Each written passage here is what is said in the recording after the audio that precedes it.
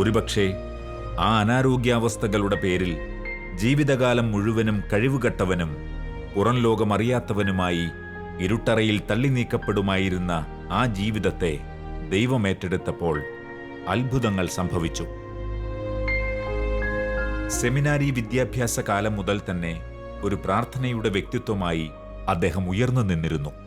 അനാരോഗ്യമേറെ പ്രതിബന്ധങ്ങൾ സൃഷ്ടിക്കുമ്പോഴും മനസ്സ് തളരാതെ ഉറച്ച ബോധ്യങ്ങളോടെ ഏവർക്കും മാതൃകയായി അദ്ദേഹം മാറുകയായിരുന്നു. 1955 മാർച്ച് 16 ബഹുമാനപ്പെട്ട അഗസ്റ്റിൻ തുരുത്തിമറ്റമച്ചന്റെ പൗരോഹിത്യ സ്വീകരണം. അന്ന് ചങ്ങനാശ്ശേരി ആർച്ച് ബിഷപ്പായിരുന്ന ദൈവദാസന്മാർ മാത്യു കാവുകാട്ട് അദ്ദേഹത്തിന്റെ ശിരസിൽ അഭിഷേക തൈലം പൂശി കർത്താവിന്റെ അഭിഷിക്തനാക്കി ഉയർത്തി.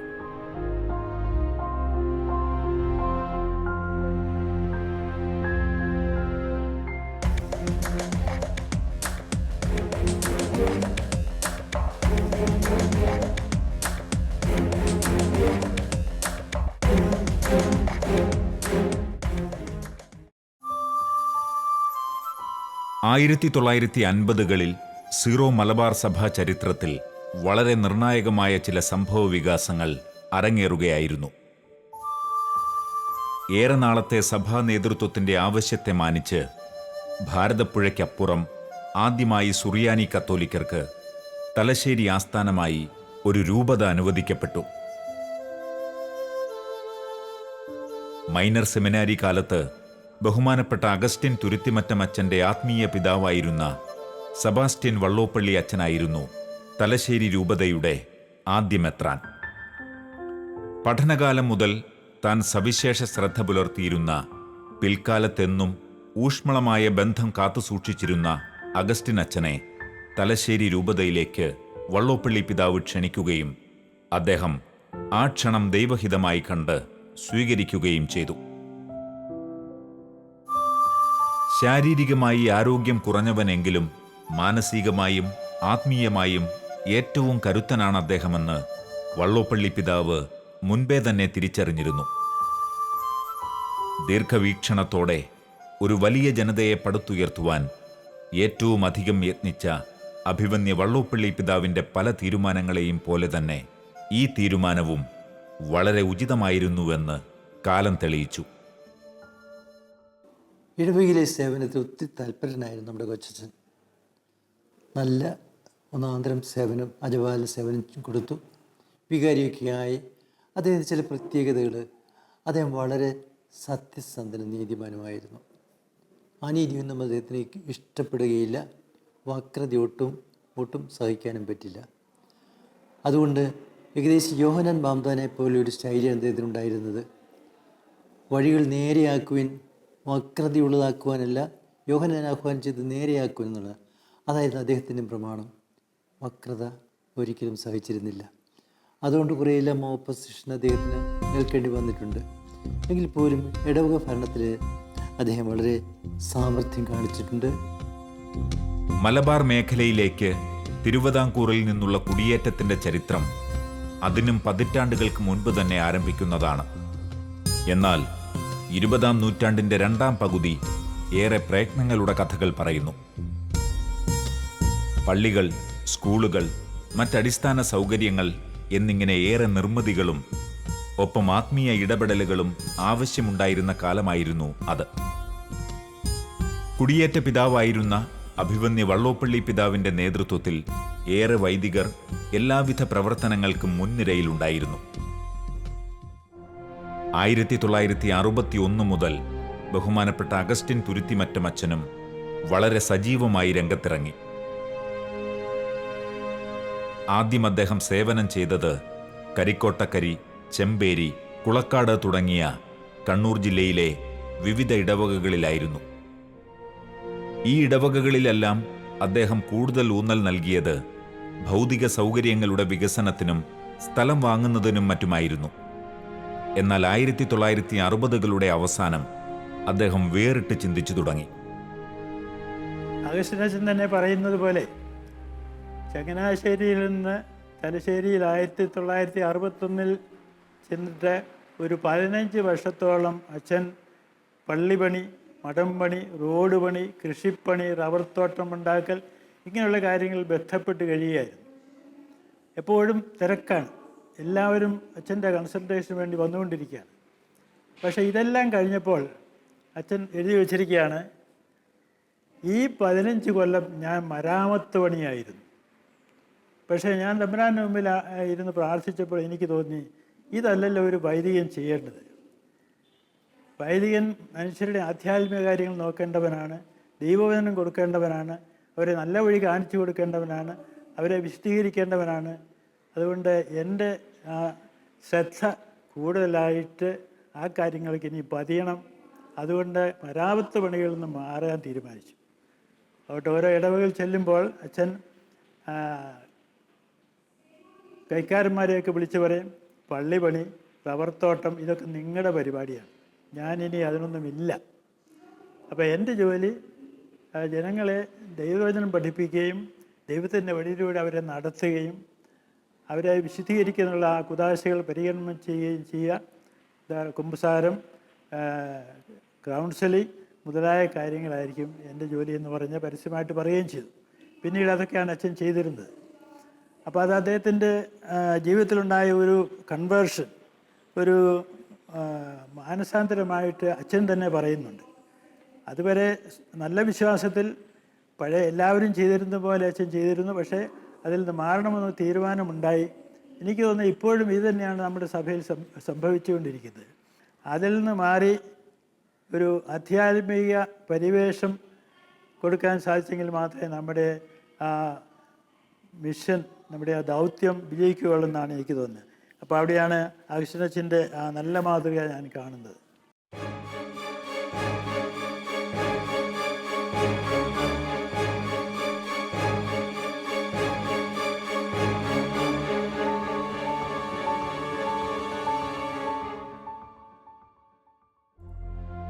ആയിരത്തി 1970 ബഹുമാനപ്പെട്ട അഗസ്റ്റിൻ തുരുത്തിമറ്റം അച്ഛൻ പെരുവണ്ണാമൂഴി ഫാത്തിമ മാതാ ദേവാലയത്തിലേക്ക് കടന്നെത്തുന്നത്.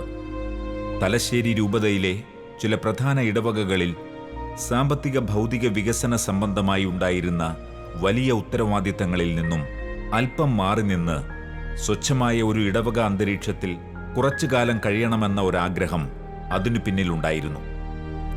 കാരണം ഒരു ചെറിയ ഇടവക ഞാൻ ചോദിച്ചു വാങ്ങിയതാണെന്ന് അദ്ദേഹം ചിലരോട് ആദ്യകാലങ്ങളിൽ പറഞ്ഞിരുന്നു. എന്നാൽ പെരുവണ്ണാമൂഴി ഇടവക ഒരുപക്ഷെ അദ്ദേഹത്തിന്റെ സങ്കല്പം പോലെ ആയിരുന്നില്ല. മറ്റെങ്ങുമില്ലാത്ത ഒരു പ്രത്യേക അന്തരീക്ഷവും ചരിത്രവുമാണ് ആ നാടിനും ഇടവകയ്ക്കുമുണ്ടായിരുന്നത്.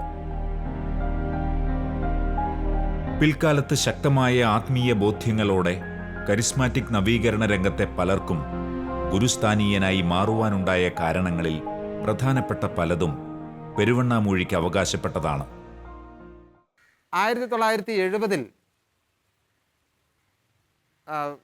തുരുത്തിമരത്തിൽ അച്ഛൻ പെരുവണ്ണാമൂഴി ഇടവകയിലേക്ക് വരുമ്പോൾ അദ്ദേഹത്തിൻ്റെ മനസ്സിലുണ്ടായിരുന്നത് ഒരു ചെറിയ ഇടവകയാണ്. അതിനു മുൻപ് തലശ്ശേരി രൂപതയുടെ വടക്കൻ മേഖലകളിൽ വലിയ ഇടവകളിൽ സേവനം അനുഷ്ഠിച്ചതിന് ശേഷം പിതാവിനോട് ഒരു ചെറിയ ഇടവക വേണം അല്പം വിശ്രമത്തിന് വേണ്ടി എന്ന് ചോദിച്ചിട്ട് അദ്ദേഹത്തിന് കിട്ടിയ ഇടവകയാണ് പെരുവണ്ണാമൂഴി. ഈ പെരുവണ്ണാമൂഴി അദ്ദേഹം വരുമ്പോഴേക്കും മുതുകാട് സമരം കഴിഞ്ഞ് ഭൂമി തിരികെ കിട്ടിയ കർഷകർ രണ്ടാമത് അവരുടെ ജീവിതം പടുത്തുയർത്താൻ ശ്രമിക്കുകയായിരുന്നു. 58 ആയപ്പോഴേക്കും നാടൊട്ടാകെ നടത്തിയ വികസന പ്രവർത്തനങ്ങളിൽ ഒരു പ്രധാനപ്പെട്ട ഒരെണ്ണം ആ പ്രദേശത്തേക്ക് വരികയുണ്ടായി. കുറ്റ്യാടിപ്പുഴയിൽ 2 അണക്കെട്ടുകൾ, ഒന്ന് വൈദ്യുതിക്ക് വേണ്ടി, മറ്റൊന്ന് കൃഷിക്ക് വേണ്ടിയിട്ടും. അതിൽ കൃഷിക്ക് വേണ്ടിയിട്ടുള്ള അണക്കെട്ട് പെരുവണ്ണാമൂഴിയിലാണ് നിർദ്ദേശിച്ചിരുന്നത്. സർവേ നടത്തി ഏതൊക്കെ സ്ഥലങ്ങൾ അതിൽ മുങ്ങിപ്പോകും എന്ന് സർവേ നടത്തി കല്ലുകൾ ഇടുകയുണ്ടായി. പെരുവണ്ണാമൂഴി ഇടവകയുടെ കൃഷിക്കാർ താമസിച്ചിരുന്ന ഭൂരിഭാഗം സ്ഥലങ്ങളും അണക്കെട്ടിൽ ഉൾപ്പെടുമെന്ന സ്ഥിതി വന്നു ചേർന്നു. അപ്പോൾ ഇനി എന്താണ് അതിൻ്റെ ഭാവി എന്താണ് എന്ന് ആർക്കും അറിയില്ല. 1958 മുതൽ 1970 വരെ ആ ആശങ്ക തുടരുകയുണ്ടായി. ഒരുപക്ഷെ ആദ്യമായിട്ടായിരിക്കണം ജനവാസമുള്ള ഒരു സ്ഥലത്ത് ഒരു അണക്കെട്ട് വരുന്നത്. അതുകൊണ്ട് തന്നെ പുതിയ ഉത്തരവുകളും കാര്യങ്ങളും രൂപപ്പെടേണ്ടിയിരുന്നു. മുതുകാട് കർഷകർ മുന്നിട്ടിറങ്ങി ഉത്തരവുകൾ ഇടുവിക്കുകയുണ്ടായി. മുങ്ങിപ്പോകുന്ന സ്ഥലത്ത് പാർക്കുന്ന ജനങ്ങൾക്ക് മതിയായ കോമ്പൻസേഷൻ കിട്ടുന്നതിന് അത് ഇടയാക്കി. തുരുത്തുമരത്തിൽ അച്ഛൻ 1970 അവിടെ വരുമ്പോഴേക്കും ആ ഇടവകയിലെ ഭൂരിപക്ഷം പേരും അവിടുന്ന് മാറിയിരിക്കുന്നു. സ്ഥിരമായിട്ടുള്ളവർ കുറച്ച് പേര് മാത്രം. അവിടെ തന്നെ തുടരുന്ന ബാക്കിയുള്ളവർക്ക് പുതുവൽ സ്ഥലമാണ്. അതിൻ്റെ കൂടെ പുതിയ കുറേ ആളുകൾ, ഈ പ്ലാന്റേഷൻ കോർപ്പറേഷൻ വന്നപ്പോഴേക്കും അതിൽ ജോലിക്കുള്ള ആളുകൾ, കുറേ ആളുകളെങ്കിലും ഇടവകയിൽപ്പെട്ടവരാണ്. ഈ ഒരു അവസ്ഥയിലാണ് അച്ഛൻ അവിടെ വരുന്നത്. അപ്പോൾ 2000 ഏക്കർ സ്ഥലം ആ 70കളിൽ അവിടുന്ന് മരം മുറിച്ച് ഇറക്കുകയുണ്ടായി. ആ സ്ഥലത്തേക്ക് 1972 ഭൂരഹിതരായിട്ടുള്ള ആളുകൾ, കേരളത്തിൻ്റെയും പ്രത്യേകിച്ച് കോഴിക്കോട് ജില്ലയുടെ നാനാഭാഗങ്ങളിൽ നിന്നും ഭൂരഹിതരായിട്ടുള്ള ആളുകൾ അവിടേക്ക് പ്രവഹിക്കുകയുണ്ടായി. അപ്പോൾ അന്നത്തെ സർക്കാർ ആ ഭൂമിയിൽ നിന്നും അങ്ങനെ കയ്യേറിയ കുടിൽ വെച്ച ആളുകളെയെല്ലാം നിഷ്കരണം ആട്ടിപ്പായിച്ചു. എന്നിട്ട് ആ സ്ഥലം മുഴുവൻ 2000 ഏക്കർ വരുന്ന ആ പ്രദേശം മുഴുവനും കൂട്ടുകൃഷി ഫാം, കളക്റ്റീവ് ഫാം എന്ന പേരിൽ പുതിയൊരു സംരംഭം ഏർപ്പെടുത്തുകയും അവിടേക്ക് കേരളത്തിൽ എമ്പാടു നിന്നുമുള്ള 200ഓളം വീട്ടുകാരെ അവിടെ പാർപ്പിക്കുകയും ചെയ്തു. 72 മുതൽ 78 വരെ ആ ഫാം പ്രവർത്തിച്ചെങ്കിലും അതൊരു പരാജയമാണെന്ന് തിരിച്ചറിഞ്ഞ 1978 അത് ഡിസോൾവ് ചെയ്തു. എന്ന് മാത്രമല്ല, അതിലെ അംഗങ്ങൾക്ക് 1 ഹെക്ടർ വീതം സ്ഥലം സ്വന്തമായി കൊടുത്തു. ബാക്കി സ്ഥലം പ്ലാന്റേഷൻ കോർപ്പറേഷന് വിട്ടുകൊടുക്കുകയും ചെയ്തു. അതിനെ തുടർന്ന് ഇതെല്ലാം സംഭവിക്കുന്നത് തുരുത്തുമരത്തിന് അവിടെ ഉള്ള ഒരു കാലഘട്ടത്തിലാണ്. നാനാജാതി മതസ്ഥരായിട്ടുള്ള ആളുകളാണ് അവിടെ വന്നിട്ടുള്ളത്. മിക്കവാറും പേരും അവരവർ നേരത്തെ താമസിച്ചുള്ള സ്ഥലത്ത് നിന്ന് കാര്യമായ പണവും കൊണ്ടല്ല, ധനവും കൊണ്ടല്ല അവിടെ വരുന്നത്. അപ്പോൾ ജീവിതമാർഗം തേടിയാണ് വരുന്നത്. ഒരു തുണ്ട് ഭൂമി വേണം, ഒരു വീട് വയ്ക്കണം, ജോലിയെടുത്ത് ജീവിക്കണം, ഇങ്ങനെയുള്ള ആഗ്രഹത്തോട് വന്ന ആളുകളാണ് അവിടെ ധാരാളമായിട്ടുള്ളത്. ഏത് കാര്യത്തിനും തുരുത്തുമരത്തിൽ അച്ഛൻ്റെ അടുത്തേക്ക് വരിക എന്നുള്ളത് അവിടെയുള്ള ആളുകൾ പാലിച്ചു പോകുന്ന ഒരു കാര്യമാണ്. ഏത് പ്രശ്നവുമായിട്ട് വന്നാലും അതിൻ്റെ പരിഹാരം അദ്ദേഹത്തിൻ്റെ പക്കൽ ഉണ്ടായിരുന്നു. വിഭിന്നങ്ങളായ സാഹചര്യങ്ങളിലൂടെ വ്യത്യസ്ത ദേശക്കാരും ജാതി മതങ്ങളിൽപ്പെട്ടവരുമായ അനവധി കുടുംബങ്ങൾ ആ പ്രദേശത്ത് പുതുതായി എത്തിച്ചേർന്നു. താരതമ്യേന കുറഞ്ഞ അംഗങ്ങൾ മാത്രമുണ്ടായിരുന്നതും ഭൂരിഭാഗവും ക്രൈസ്തവർ പാർത്തിരുന്നതുമായ ആ ദേശത്തിൻ്റെ സ്വഭാവവും രീതികളും സംസ്കാരവും മാറിമറിയുകയായിരുന്നു. ഇത്തരത്തിൽ ആ സമൂഹത്തിൽ സംഭവിച്ചുകൊണ്ടിരുന്ന മാറ്റങ്ങൾ അവിടെ ഒരു തികഞ്ഞ ആത്മീയ പിതാവിൻ്റെ ആവശ്യത്തെ വർദ്ധിപ്പിച്ചുകൊണ്ടിരുന്നു. മുൻപേ തന്നെ ആത്മീയ ബോധ്യങ്ങളുടെ വേലിയേറ്റത്തിൽ പഴയ വീക്ഷണങ്ങളിൽ നിന്നും മാറി ചിന്തിച്ചുകൊണ്ടിരുന്ന ബഹുമാനപ്പെട്ട തുരുത്തിമറ്റമച്ചൻ തന്നെ കർത്താവ് ഭരമേൽപ്പിച്ച അജഗണത്തിന് ആശ്വാസം പകരുവാൻ തുനിഞ്ഞിറങ്ങി.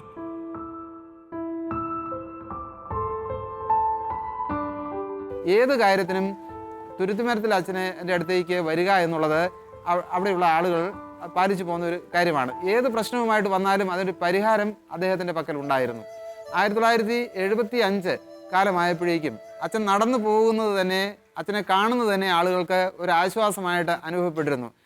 അദ്ദേഹത്തെ സമീപിക്കുന്ന ഏതൊരാൾക്കും പ്രായോഗികമായിട്ടുള്ള ഒരു നിർദ്ദേശം, സാമ്പത്തികമായാലും മറ്റു കാര്യങ്ങളാണെങ്കിലും വിദ്യാഭ്യാസ കാര്യമായാലും വിവാഹ പ്രശ്നമായാലും എല്ലാ ആളുകളുടെയും ജാതിമത ഭേദമന്യേ എല്ലാവരുടെയും കാര്യത്തിൽ അദ്ദേഹത്തിന് ഒരു ഉത്തരം കണ്ടുപിടിക്കാൻ അദ്ദേഹത്തിന് കഴിഞ്ഞിരുന്നു. ആധ്യാത്മിക പാതയിലാണെങ്കിൽ അദ്ദേഹം 1970 അദ്ദേഹം വരുമ്പോൾ തന്നെ ഒരു പുതുമ അദ്ദേഹത്തിൻ്റെ പ്രാർത്ഥനയിലും ദിവ്യബലിയിലും ചടങ്ങുകളിലെല്ലാം ദർശിക്കാൻ എല്ലാവർക്കും കഴിഞ്ഞിരുന്നു. നന്നായി പാടാനുള്ള കഴിവ് അദ്ദേഹത്തിനുണ്ടായിരുന്നു. പാട്ടുകൾ കുർബാനയ്ക്കിടയ്ക്കാണെങ്കിലും ചടങ്ങുകൾക്കിടയ്ക്കാണെങ്കിലും അദ്ദേഹം ധാരാളം പാട്ടുകൾ ഉൾപ്പെടുത്തി. സൺഡേ സ്കൂളിലെ വിദ്യാർത്ഥികളെ പുതിയ പാട്ടുകൾ പഠിപ്പിക്കുന്നതിൽ, സൺഡേ സ്കൂൾ അധ്യാപകരെ പുതിയ പാട്ടുകൾ പഠിപ്പിക്കുന്നതിൽ എല്ലാം അദ്ദേഹം താല്പര്യമെടുത്തു. സ്വയം പ്രേരിത പ്രാർത്ഥനകൾ, കുർബാന മധ്യേ പോലും സ്വയം പ്രേരിത പ്രാർത്ഥനകൾ, കരിസ്മാറ്റിക് ധ്യാനമൊക്കെ വരുന്നതിന് എത്രയോ കാലം മുമ്പ് തന്നെ അദ്ദേഹം തുടങ്ങി വെച്ചു. അഗസ്റ്റിനച്ചൻ പെരുവണ്ണാമൊഴി വികാരിയായിരിക്കുമ്പോഴാണ് MSMI സഭയുടെ ശാഖാഭവനം അച്ഛൻ്റെ താല്പര്യപ്രകാരം അവിടെ ആരംഭിച്ചത്. അപ്പോൾ കുളത്തവിയിൽ നിന്ന് സിസ്റ്റേഴ്സ് മഠത്തിൻ്റെ പണി നോക്കുവാനായിട്ട് അവിടെ പോകാറുണ്ടായിരുന്നു. യാത്രാ സൗകര്യം വളരെ കുറവാണ്, ബസ്സൊന്നും അങ്ങോട്ടില്ലായിരുന്നു. ഇവിടെ നിന്ന് ആദ്യം പോയ സിസ്റ്റേഴ്സ് ഉച്ചയ്ക്ക് തയ്യുള്ള പൊതിച്ചോറുമായിട്ടാണ് അവിടെ ചെന്നത്. അത് കണ്ടപ്പോൾ അച്ഛൻ പറഞ്ഞു, ഈ പൊതിച്ചോറെടുത്ത് ഞാൻ ദൂരെ കളയും, ഇവിടെ ഭക്ഷണം ഉണ്ടാക്കുന്നുണ്ട്, അതുകൊണ്ട് ഇനി പേരിൽ ഇങ്ങോട്ട് പൊതിച്ചോറുമായിട്ട് വരരുതെന്ന്. അച്ഛനൊരു അമ്മയുടെ കരുതലും അപ്പൻ്റെ ഒരു കാർക്കശ്യമുള്ള സ്വഭാവമായിട്ട് പലപ്പോഴും ഞങ്ങൾക്ക് അനുഭവപ്പെട്ടിട്ടുണ്ട്. അങ്ങനെ സ്വന്തം മക്കളെ പോലെ കരുതുകയും അവർക്ക് വേണ്ട ഭക്ഷണമൊക്കെ അവിടെ തയ്യാറാക്കി കൊടുക്കുകയും എല്ലാം ചെയ്തിരുന്നു. ആരെപ്പോൾ ചെന്നാലും അവരെ ഹൃദ്യമായി സ്വീകരിക്കുകയും അത് ആരോടാണെങ്കിലും അൽമായരാണെങ്കിലും സിസ്റ്റേഴ്സാണെങ്കിലും വൈദികരാണെങ്കിലും ആരാണെങ്കിലും അവരെ വളരെ ആതിഥ്യ മര്യാദയോടെ സ്വീകരിക്കുകയും അവർക്ക് വേണ്ടതായ എല്ലാ കാര്യങ്ങളും ഒരു ചെറിയ കാര്യങ്ങൾ പോലും അന്വേഷിച്ചറിഞ്ഞ് ചെയ്തു കൊടുക്കുകയും ചെയ്യുന്ന ഒരു പിതൃവത്സലനായ പിതാവായിരുന്നു. അദ്ദേഹത്തെ ഞാൻ 1970 കണ്ടുമുട്ടുമ്പോൾ അദ്ദേഹത്തിൻ്റെ ഒരു മകനാകാനുള്ള പ്രായമേ എനിക്കുണ്ടായിരുന്നുള്ളൂ. ഒരു പുത്രനോടുള്ള ഒരു സ്നേഹം പോലെയാണ് വാത്സല്യങ്ങളെല്ലാം എന്നോടുണ്ടായിരുന്നു. എല്ലാ പ്രവർത്തനങ്ങളും സൺഡേ സ്കൂൾ അധ്യാപകനായി ഞാൻ ജോലി ചെയ്തിട്ടുണ്ട്. ഞാൻ പഠിക്കുന്ന കാലങ്ങളിൽ അദ്ദേഹം എനിക്ക് തുടർച്ചയായിട്ട് കത്തുകൾ എഴുതിയിരുന്നു. മറ്റെല്ലാവർക്കും എഴുതുന്ന പോലെ ഒരു 1000 പേർക്കായിരിക്കില്ല അദ്ദേഹം ഒരേ സമയത്ത് കത്തുകൾ എഴുതിയിരുന്നത്. ഇത്രയധികം ബന്ധം പുലർത്തിയിരുന്ന ഒരാൾ കാണുമോ എന്ന് സംശയമാണ്. ഓരോ ആൾക്കും പേഴ്സണലായിട്ട് വളരെ വ്യക്തിപരമായ ആയിട്ട് തന്നെ അദ്ദേഹം ആ ബന്ധം പുലർത്താൻ അദ്ദേഹത്തിന് കഴിഞ്ഞിരുന്നു. സാധാരണക്കാരൊക്കെ ഏതാനും പേരെയാണ് നമ്മൾ കൂടുതൽ അടുപ്പമുള്ളവരായിട്ട് കാണുന്നതെങ്കിൽ അദ്ദേഹത്തിന് ഒരു 1000-ഓ 2000-ഓ പേരെ ഒരേ സമയത്ത് മനസ്സിലും ഹൃദയത്തിലും സൂക്ഷിക്കുന്നതിന് ഒരു ബുദ്ധിമുട്ടും അദ്ദേഹത്തിന് ഉണ്ടായിരുന്നില്ല.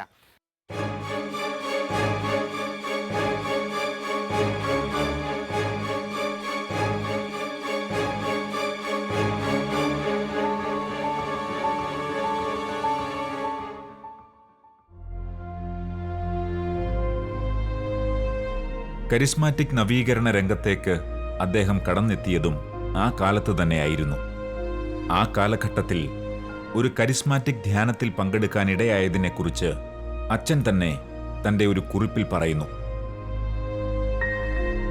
1976 ഫെബ്രുവരിയിൽ കേരളത്തിൽ ആദ്യമായി നടന്ന ഒരു കരിസ്മാറ്റിക് ധ്യാനത്തിൽ കൂടാൻ ദൈവം കൃപ തന്നു.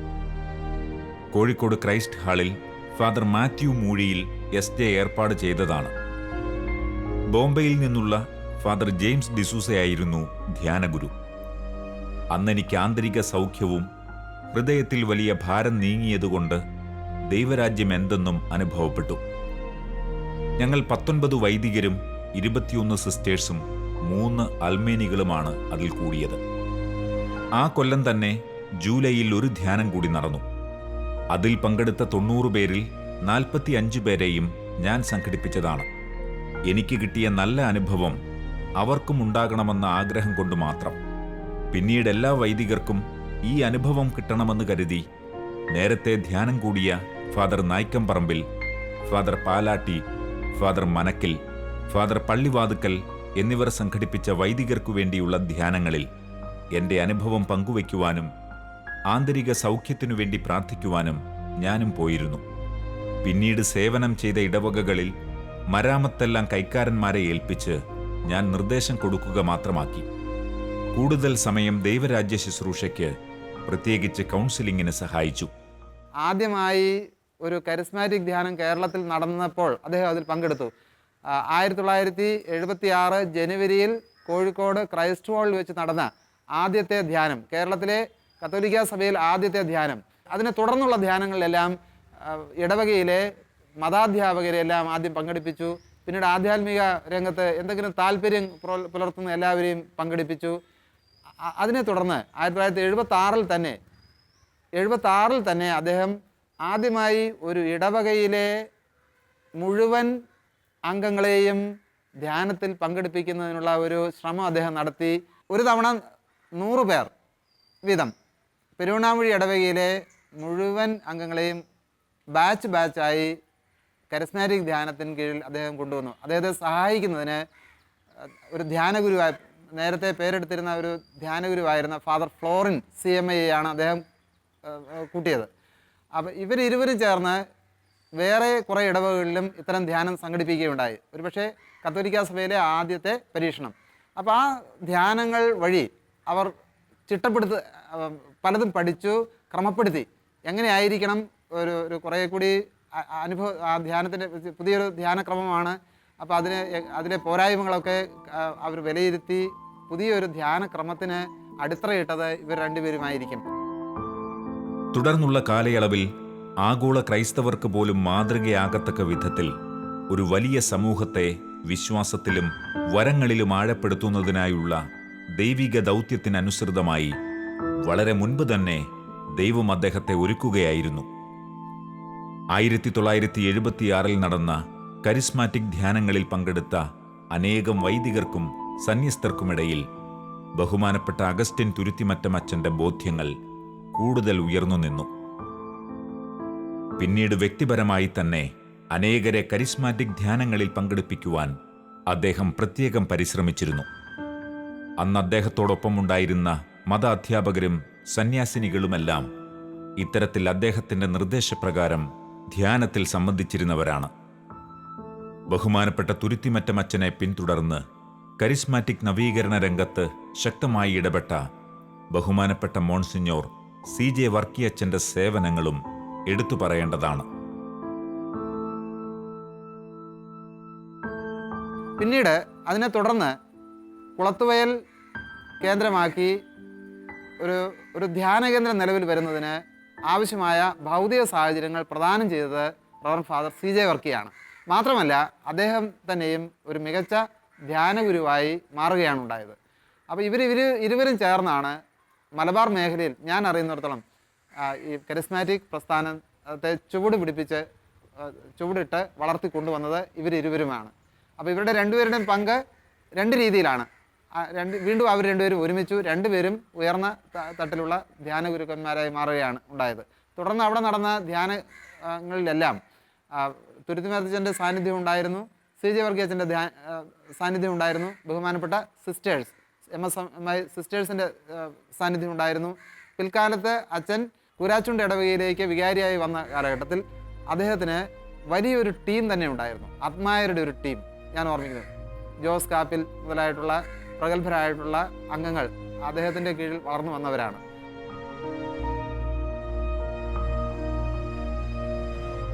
തുടർന്നുള്ള കാലങ്ങളിൽ തന്നെ ഏൽപ്പിച്ചിരുന്ന ഇടവക ജനത്തിന് ആശ്വാസം പകരുന്നതിന് പുറമെ അനേകരെ നവീകരണ മുന്നേറ്റത്തിലേക്ക് കൈപിടിച്ച് നയിക്കുകയും ജീവിതത്തിൽ മാർഗനിർദ്ദേശം നൽകി വഴി നടത്തുകയും ചെയ്തു. അനേകം വൈദികർക്ക് പോലും വഴിവിളക്കായി തീർന്ന അദ്ദേഹത്തെക്കുറിച്ചുള്ള ഓർമ്മകൾ അനേക പ്രമുഖർ പങ്കുവയ്ക്കുന്നു. കരിസ്മാറ്റിക് നവീകരണത്തിലൂടെ പരിശുദ്ധാത്മാവിൻ്റെ അഗ്നി ലോകത്തിൽ നിറച്ച ഈ വന്യവൈദികന്റെ ജീവിതം എക്കാലത്തെയും ദൈവശുശ്രൂഷകർക്ക് മാതൃക കൂടിയാണ്.